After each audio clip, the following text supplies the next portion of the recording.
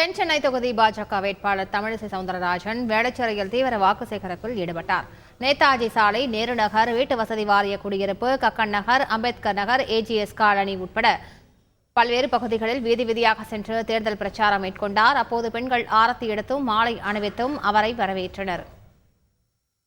ஆளுநர் பதவினா உங்களுக்கு அவ்வளவு உதாசீனமா இருக்கா, சாதாரணமா இருக்கா? ஆளுநர் நான் கேட்கிறேன். நான் ஆளுநராக இருந்து 4 முதலமைச்சர்களை பார்த்தேன். அது 2 முதலமைச்சருக்கு பதவி பிரமாணம் செஞ்சு வச்சேன். 2 முதலமைச்சர் வீட்டுக்கும் அனுப்பிட்டு வந்தேன். மத்தியில் மரியாதைக்குரிய பாரத பிரதமர் அவர்கள் தான் மீண்டும் பாரத பிரதமராக வருவார். தென் சென்னையில் உங்கள் அக்கா தான் MP-யாக வருவார்.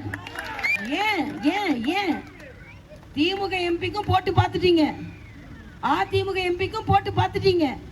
2 பேரையும் டெஸ்ட் பண்ணி முடிச்சிட்டீங்க. 2 பேரும் உங்க டெஸ்ட்ல பாஸ் ஆகலை.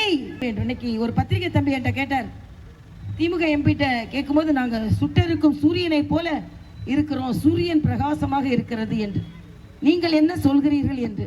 சூரியன் சுட்டெரித்துக் கொண்டிருக்கிறது, மக்களின் வாழ்வு தாமரை போல மலர இருக்கிறது, அதனால் தாமரைக்கு ஓட்டு போடுங்கள் என்று சொன்னார்.